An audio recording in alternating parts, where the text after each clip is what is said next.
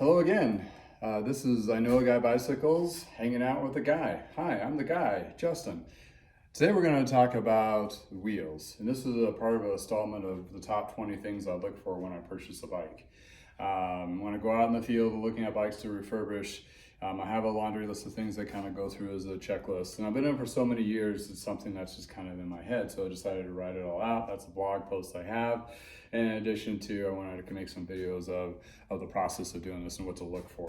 And some of these things have kind of bit me in the head and end up costing me more money to put into the bike than I first anticipated. So those are one of those things you don't want to be with. I mean, you're not going to catch everything, but you know, it's a good chance to try to catch some of that up front, so you're not buying yourself into a kind of a troublesome money pit bike. So looking at the bikes, and unfortunately you may not have a stand to hang it up, but you can always lift up the bike and do your spin and check so forth in that aspect of it. So first I usually check from front to back, and the wheels specifically, I want to be able to have them run smooth, and I use the brake calipers kind of like on a truing wheel to make sure that the rim is not wobbling back and forth or hopping up and down. So I use that as a gauge. If it rubs, you can also flip this lever up on the brake itself that opens up the calipers, so you can get a good look at that rim and inspect it. So if it looks smooth going forward and back, that's actually a great sign. Second thing, another thing on the front wheel is kind of nice. When you spin it, you can feel the vibration through the frame from the hub. If it's really grindy, that's going to resonate through. So that's going to kind of give you an indication that the hub might need to be worked on. But the best way to check those is actually taking the wheel off. And if you feel comfortable taking a quick release off of the front wheel, or use a wheel for the quick release, this is something you want to do, is take off and check that hub and spin it. What it needs to be is very smooth, but yet not loose. So you want to apply pressure back and forth and see if you have any loose spots in there. So the idea is having it really smooth. Also, when you're running back and forth, you don't feeling that grindiness. And if it's loose, what happens is that the cones and the ball bearings kind of smash up against each other because it's not even pressure distributed throughout the whole hub. So if it's too tight or too loose, it's going to cause damage to the cone. That's what the bearings roll against, and also the races, which is the inside the hub itself. The races are typically harder material than the cones. The cones are supposed to wear out faster.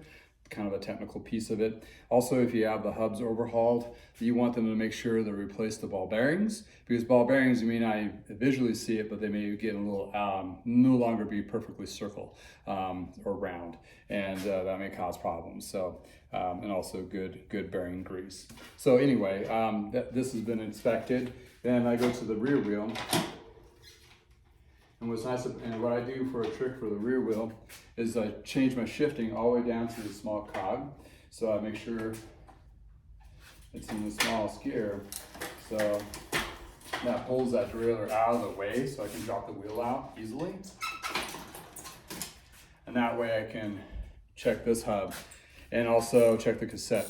Now rattling, that's normal. And some higher end hubs are even more pronounced. So I've had people go, whoa, that's a really loud hub. Well, it's supposed to be that way because it's the high end. But in that case, you want to double check these cogs. And if you don't have gloves, you can just use a rag. And it's always good to have a rag with you with a little bit of Windex to clean any parts of the bike that you may suspect is dirty. And you want to make sure it's just dirt, not something that's damaged on there. When you look at the cassette, you want to make sure that all these cassette teeth or cogs are tight, they're not loose or wobbling. If the whole thing's wobbling around, that might be a compromised free hub body. But you just want to make sure everything is smooth, but yet very tight. Then there's this plastic gear protector. This prevents the derailleur from dropping into the wheel or throwing the chain into the wheel. These don't need to be there if the derailleur is adjusted correctly. The derailleur itself will stop the chain at that point. This is just a cautionary tale of manufacturing. So that's where you want to inspect the rear wheel. And since you pull the derailleur all the way out, you know you can just roll it back onto the small cog and tighten it back up. So check that rim already. What to look for in particular rims. This particular booger I came across, I bought this one as a separate wheel set, and I went to go clean it and insure it, and I did inspect it, but I did not see that the the rim itself right there is starting to crack and pull away from the spoke nipples pulling it through. So this rim has been compromised and damaged to the point that it's unsafe to ride. So that bad boy is toast. This is another one I came across. And this is when you're spinning it, you want to look for a ding. And this particular would look like a can opener to cut the inside of it. So that must have been a pretty interesting tale story when they got that. The more subtle dings are a little bit harder to see. And the reason why you don't want dings on your rim is that's your braking surface. You don't want that braking surface to compromise or stop it.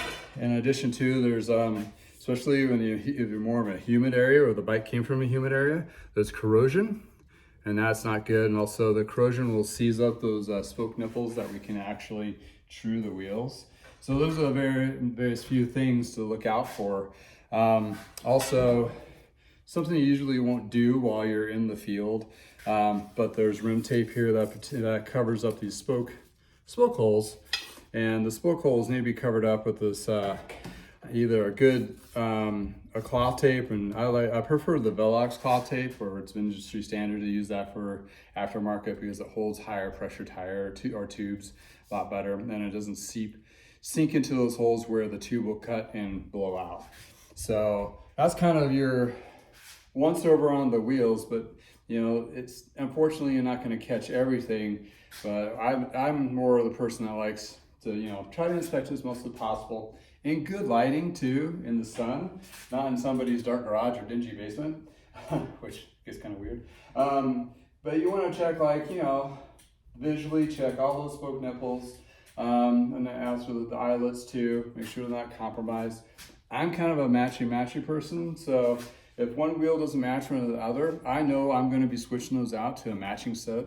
So that's going to be kind of my cost equations when I'm looking at a bike. But for yourself, I mean, you know, there leaves a tale of like, oh, did you just upgrade one wheel? Or did something happen to the wheel that was originally on there? Which some case, like OEM, something went bad with it, then they had to replace it. And some people just go do the cheaper route instead of replacing this whole wheel set, they just do the one wheel. So keep that in mind. And in addition to skewers, if they don't match, especially if the rear one's all metal, that means it's a trainer skewer. And a trainer skewer looks like this. It has metal on both ends. That's where the trainer clamps onto. So if you're going to be buying a bike for trainer use, the highway to nowhere, you're going to need to replace that because you don't want the contact of plastic pieces because it's going to be unstable while you're working on that trainer. But most cases are most times out of not, if I notice there's that trainer skewer on there, I'm like, oh, do you have the original by chance? And they're like, oh yeah, it's probably in their garage or in some box somewhere. So most cases, or they just, oh, I don't know where it went much. Yeah, that's kind of how it goes too. But most of the time, what you want to do without having super costs, do the quick and simple, easy. Double check it on the bike. Make sure the rims are smooth and so forth. Make sure they match. Make sure the hubs or the skewers are right, and make sure there's really no vibration. Yeah, you can take it apart a little bit, but people, sometimes it get a little bit weird. But you know, if you feel comfortable taking the wheels off and putting them on, that's a good way of double checking and make sure your wheels are going to be safe and secure. So that's one of those things you want to double check. So yeah, I'll have more of this series. So if you want to subscribe to the YouTube or like my Facebook page or go to my website and join the email list, go right ahead. Links will be below or above, depending where I'm posting this. But yeah, I'm going to be trying to put out as many of these videos as possible to just take the scary out of used, one bike at a time. Thank you for your time today, and we'll see you next time.